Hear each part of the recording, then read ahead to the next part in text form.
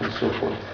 And we think that introducing religion in a positive way to both sides will contribute very positively, because religion is part of people's identity.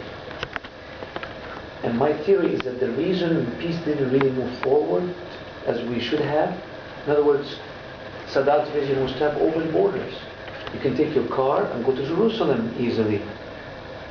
Even have a railroad that takes you from a railroad station here in downtown Cairo to Jerusalem, Damascus, Beirut, wherever. And that did not materialize because the peace that was signed and later implemented was based on improved political relations and improved economic relations. And those two pillars they're good, but they don't really mesh with the identity of the people. What makes a difference to the people is, for good or for bad, is religion.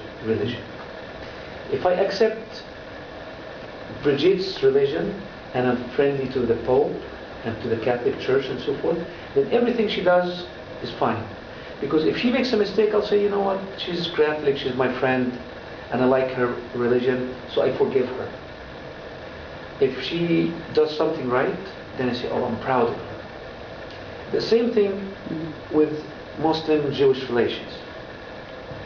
The reason we Muslims tend to highlight mistakes done by Israel, blow them out of proportion. Israel does so many good things, but they are swept under the carpet. They're swept under the carpet, nobody talks about it. If they make a mistake, and we all make mistakes, then it's blown out of proportion. The same way on the other side, because we're not friendly toward the Jewish people, we make mistakes as Muslims. Whenever that happens, it's blown out of proportion in the media and so forth. And when we do something right, when we do something positive, something good, it is really not talked about very much. So basing peace, reconciliation, tolerance, all of that, and grounding that and relating that to authentic religious text that's recited every day. I mean, you go to any shop in Egypt, you see them have the Quran. You see what I'm saying? You ride with a taxi driver, he's got the Quran on. You've noticed that? Many shops do. So they're hearing the Quran being recited all the time. They go to the masjid, they pray 5 times a day. So they're hearing that all the time. So introducing positive impression of the Jew that is based on the Quran can go a long way, much better than all the politics, all international relations, all the UN Charter and laws and all that. That does not compare, because Islam is part of everybody's identity. People pray 5 times a day. They don't read the UN Charter, or they don't care about international relations and politics, but they care about their identity with Islam. So that's really what we're focused on. And around that topic, we are forming an association called the Foundation of Kitab and Hikmah. Oh. كتاب الحكمة. مؤسسة الكتاب والحكمة للأبحاث والدراسات. This foundation, and I'd like your good thoughts about this, because you're a pillar in interfaith relations. And interfaith relations means religion. It does not mean politics. It does not mean money. People don't go fight because of money, but they go fight because of religion. They don't get themselves killed because of politics, but they get themselves killed because of religion. So if I can use religion for because what's they are positive, manipulated by the politics. Yeah. So if I can get people to cooperate based on religion, we're home free. Versus fight each other based on religion. I mean, the source of antagonism, religion has been twisted to cause people to fight.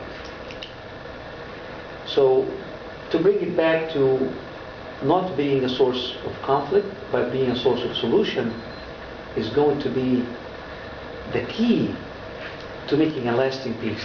Otherwise, everything we talk here about, The minute we walk out this door, go to the stairs, evaporates. Why? Because it's based on politics. It's based on money, economy. You know, people here in Egypt were waiting for what they call peace dividends. Peace dividends. What did I benefit from the peace was Israel. They were looking for improved standard of living, improved this, improved that, and they got some of it, but they didn't get enough. And you can never get enough. You can never get enough money, but you can get enough spirituality. And spirituality doesn't cost very much, but it caused me, because if I like Rabbi Yaakov's religion, and I think that his book is a book that's worthy of my respect, then when he does something wrong, I can go back and try to hold him to his book. And instead of saying, oh no, you know, your book is distorted, muharraf, tahrif. You might hear that term a lot. And because your book is distorted, everything you do, no matter what you do, it's not counted. It's not going anywhere. You're not going anywhere. You see what I'm saying? You're a non-entity. You start with him being a non-entity. أحفاد القردة والخنازير. You've heard that? Did you hear that term before? لعن الذين كفروا من بني إسرائيل. All of these expressions. قتلت الأنبياء والمرسلين. I get that kind of complaints whenever I try to approach the subject of Jews.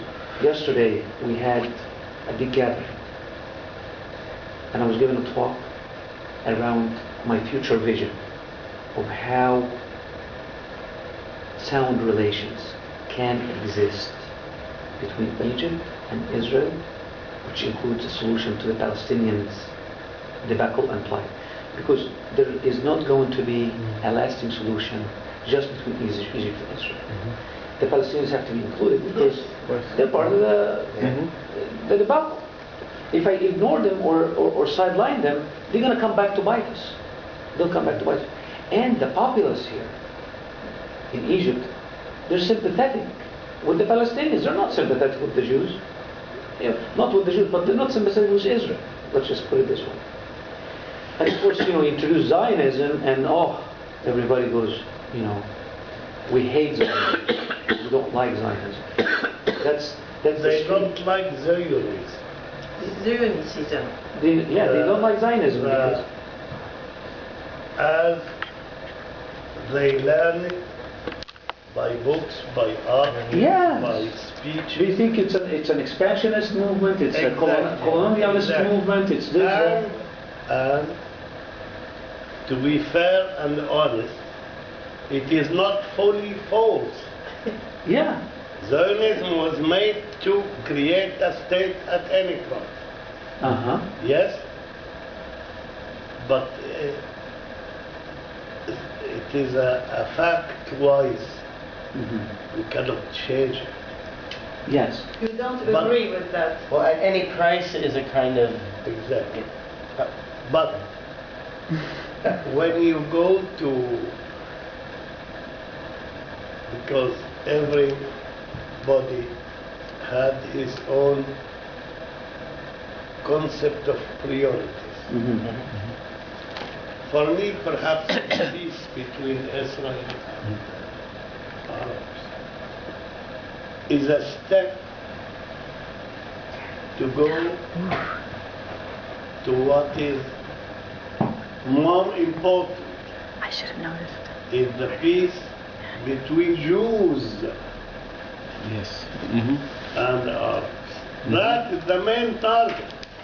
Yes. Not Jews and Egyptians, you mean Jews and Because Israel is finally a state.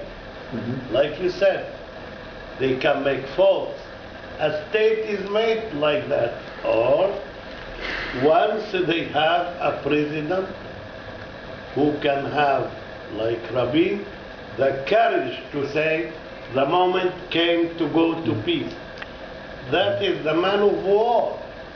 Yesterday or before yesterday. Or like Sadat on the Then he studied correctly, heard And we had the chance because I know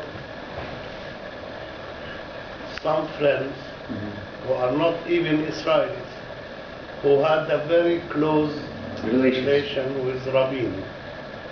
One of them is living now since years in Israel, John Friedman. Okay. And he had the chance to have the ear of Rabin. And he spoke with him always about it.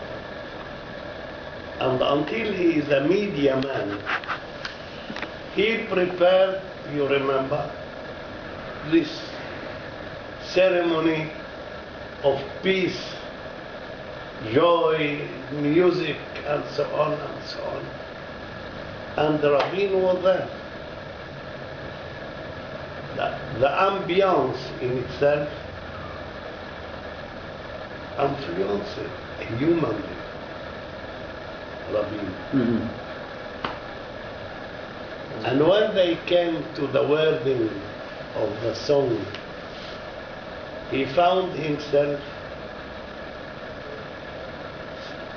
with a low voice singing with them.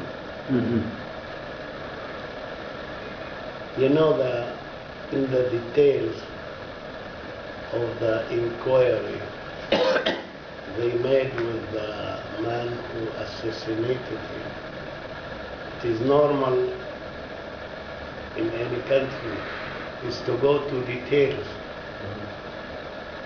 What pushed you to go to kill and.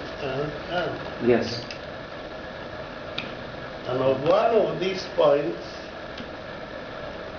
I have the conclusion, but I have not the text of the document.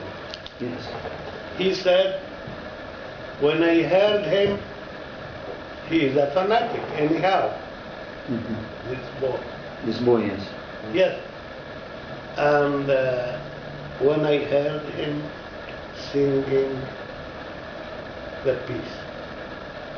But peace for him, meaning to lose Palestine. Yes. And to be not in favor of Israel, the wording. Yeah. So what to do is to kill. You know because this part I always studied the relation between terrorism, mentality of people, fanatism. That's very important for me. Yes. And what passes in the head of such people is very special. The word go to peace and to sing it is symbolic, meaning that you join the others, who can be whatever, peace now or those who are in favor of peace, that they have been the people going to this ceremony and but the whole story was prepared by John Friedman, who is a maestro for that. He knows what. What do you can I ask you, what do you think of the fact that Dr. Salem has said in the past that both Sadat and Rabin were killed by religious people, and that maybe if religion would be more in the picture, then the fanaticism wouldn't have happened? Yes. I mean, Because, how can I saw the religious... Rabin once in my life. I'm sorry because I know that they have a meeting near 8 o'clock, but I'm glad to continue with you, and I shall call my people to ask them to be patient for some minutes for us to continue. I want to say to you that one man, the choice of an ambassador in Israel, changed everything. They choose a man who was a very close friend of mine, Bassiouni. Oh, Mohammed the Bassiouni. first Muhammad ambassador. First ambassador. Yeah. And Muhammad Bassiouni was very close to Rabin. And he said to me, Ali, here in our country, you make a whole story about Shimon Peres, and so on. But believe me, the future is in the hand of Rabin. So I want to go today to the University of Beersheba, Yes. where they invited Rabin, and I want you to be there. Okay, shall come. I went there, and when he presented me to Rabin, I felt that the relation is very close. I felt also that the Israelis love Bassiouni because they knew there have been nearly, I don't know, it was a great amphitheater, perhaps near 1,000. Everybody moved from his place to go to say hello to Bassiouni. They loved him. Yes. What year was this? Around? What year? What year was this? I don't In the 80s or the 90s, approximately. No, in When was Rabin killed? 1995. 1995. So it might be 2 years before. Before. He was. But 2 this is, years before. this is before the beginning of Oslo, or Of what? Oslo? before the beginning of the Oslo Ah, Accords? Oslo, c'était avant Oslo, chérie. Avant pour parler de Oslo. Say 1992, 93, somewhere around that date. So Perhaps very close to the date of Oslo, but just before. Anyhow, so Rabin will welcome me. He said to me, I want to ask you not what you think about your visit to Israel, but what is your feeling? Not Okay. so. Right. Who asked that? I'm sorry, who asked that? Rabin. Rabin asked to asked Ali, it. Oh, to my okay. husband. And I said to him a very strange impression that the country is very little, Small. Time? Yeah. small. Ah. And he put his hand very strongly on mine. He Right. said to me, you put your hand on the real problem of Israel. Right, right, which yes. was? To Fear, be small, the Fear. country. fear, fear. To be very small, Small country. meaning surrounded by Small, a surrounded. lot of other countries, Arab countries, and they are little and surrounded. And then came a journalist, my friend of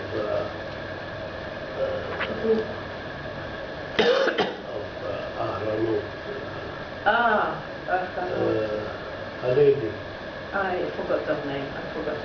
Judith. Judith? Not Judith. You want a drink? No, Judith was in New York. Ah, in New York, sorry. I forgot. I could ask for tea. Anyhow, you want something? No, No, I just- no. She was making an interview with Rabin, but very tough questions. Yes.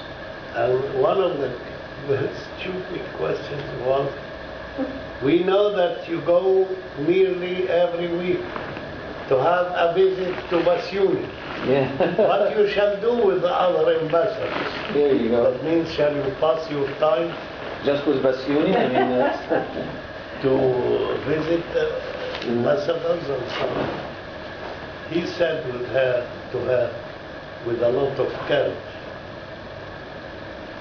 the Prime Minister of Israel had the right to have a friend.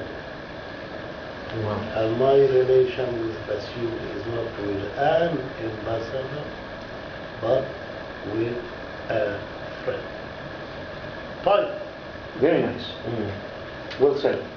Wow. So I say Beautiful. in general, Yes. it goes in diplomacy, come it goes in politics. Yes. If a country has a chance to have a prime minister like Rabin, so there is a future, unless we kill him. If we We have killed the peace with him, that's what Yes, happened. yes. Peace was killed with Rabin. Yes. yeah, Egypt had cold peace after that for the most part, which we were hoping for a warm peace. because Sadat as a pragmatic Lead. was helped by the idea, I don't care with whom I negotiate, a representative of Israel, unless he becomes so stubborn that he blocked the way for this little settlement of Yamit to destroy the whole project of and Sadat was so honest in his exchange with Carter. He said to him, everything in life is negotiable. But for me, unless one thing, because that is not my right, that is the right of my people of Egypt. Never to give 1 centimeter of the country to deliver it to the other. I cannot. That's not my right. I'm entrusted by my people not to do And that. the Egyptian, for them, a country like a patrie or is a block and a hole. Since the 7,000 years, they have been accustomed Egypt is like that. No change, Right, Yeah. right. is it? That's true. We were talking about that in the car today. Yeah, That yeah, Egypt and definitely. China have kept their border for many, many years not changed. Not changed. So a chance for a country is to have one day Arabi, and whatever what shall happen in Israel. But believe me, the memory of Rabin shall stay in the mind of those who are wise. That's very important word. Wise people in Israel. That like if those who are wise in Egypt. If the two wise people join, think together, join together, and go to solutions together, there is a big chance. And our role is to empower those wise people. Exactly. All we want to do is help them, empower them. You have invested so much time, money, and effort into this peace-building process. And our role is to capitalize on that. Capitalize on your great effort and build on it. Build on those relationships, build on the scholarly books that you wrote, to help make peace a reality. And it cannot be a reality without religion. Without Religion. Religion. Accepting the other's religion. I have to accept Rabbi Yaakov's religion as a Jew in order for me to have true peace with him. I can have a fake peace with him by, accepting him as a human being. And I'm a human being, and two human beings are getting together. But to have a deeper sense of peace, I have to respect him for respecting his faith. That's the key. The beauty of That's America. why you go to religion. Exactly. And I think if not only respect, I think we have to. One problem is we need a common identity. The problem with Israel, national Israel and Palestine are totally separate. But in God and also in our Abrahamic tradition, we could create not only respect for the other, but the other is a brother. We could create a common identity that we share as And I think this is essential because it's not the other, it's the brother. And it's not a twin brother. Each has a different role. We had all the chance, if I can say the word, to have a father. The father is Abraham. Yes. Common father is Abraham. When you say what you are doing with the Jew, say, he is the son of Abraham, like me. So there is a link. Exactly. Abrahamic union. And there is, what's more important, a reference. A reference point and a link. Historical reference, even ethical reference, who can put in down the dimension and the place of Abraham in our common history. Nobody. And so on. Yes. And that would stop people from blowing out of proportion. A Jew does a problem and a Muslim makes a big deal. A Muslim does something wrong, a Jew makes a big deal. We wouldn't do that to a member of our own family. Yeah, We'd want to help them. You don't go out and publish it in the paper and say, oh, my son did this big mistake and I don't forgive him for it. You don't do that. But if you have an enemy, who you think an enemy, who makes a mistake, then you take it, blow it out of proportion. تعمل من الحبة حبة, as we say in the Arabic adage. Shavik, what about culture? You say culture before religion. Say culture? Culture before religion. Okay. That's what. Yeah. That's why when I changed the name of my association, it was Adik. Okay. Adik is ADIC. Interfaith. Interculture. Cultural. Intercultural and interfaith. Interfaith dialogue and peace education. But before, it was interreligious dialogue. Only. Okay. And then one day I gathered the General Assembly. I say, my friend, I had a proposition for you. Please, to put the word culture. Yes. Even before the religion. Because if there is no intercultural Dialogue, peace. dialogue, we shall not come to peace. Both are very important. Culture and religion. I definitely agree That with you. is the way to religion. If you are deep in culture, you shall know my history and I know your history. And that's what's important about the Sephardic Jews. They are a bridge to making peace a possibility.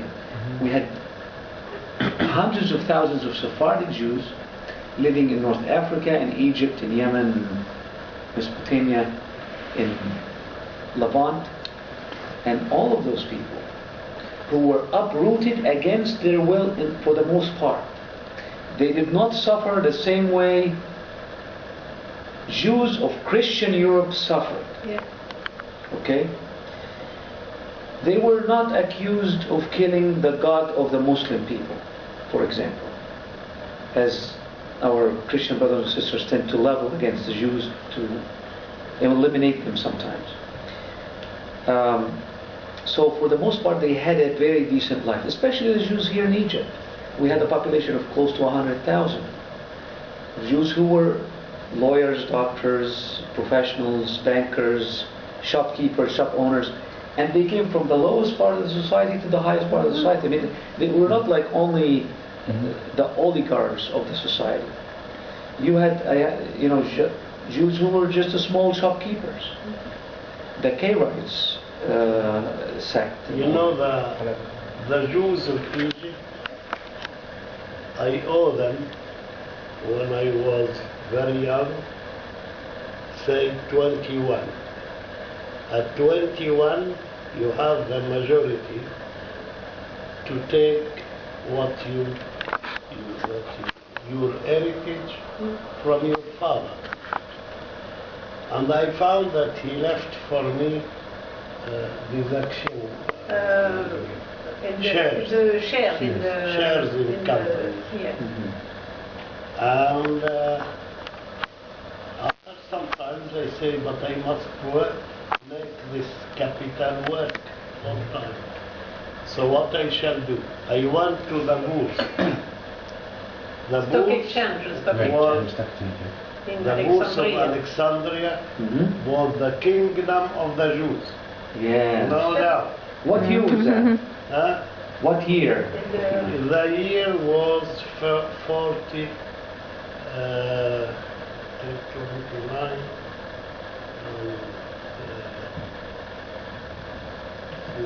Tu- 20 ans? Neuf. Quelle année? Ben, ça fait 1949, 1949, Yes, 49. 1949, 1950. It was 2 years before The the revolution. revolution. Yes. So I went to the bourse. I met with a lot of Jews. Egyptian Jews. Egyptian. Friends. They helped me a lot. You do it this way. You sell that. You buy that. And I remember that once the shares I bought on their advice, and because I heard the Minister of Interior said that we shall punish the British. We shall never import their luxury goods. Yes. We don't need. So I deducted, but as a business-like mentality, that the Egyptian luxury product shall get up. Grow. So I gave the information to the Jew friend whom we cooperate on that. I said to him that, but I hadn't said the minister or the name, no. I say, be sure that one day all the goods, luxury coming from England shall stop. Are you sure? Yes. But he felt that I was so sure that he believed me. That is also a clever way. So he said to me, Ali, I shall go in this way with you. If we shall have money together, we shall share. But you shall have more share because it was you who gave me The idea. the idea.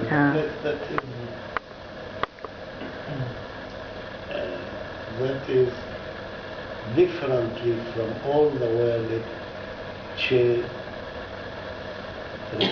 as a false concept about the Jews. That is the intelligent way of the Jews for business. If you want to make a good business, you must share. Oh. Yes. And you must be fair with your partner. And a part of their, I'm speaking at least about the Egyptian Jews because I am very fanatic for them.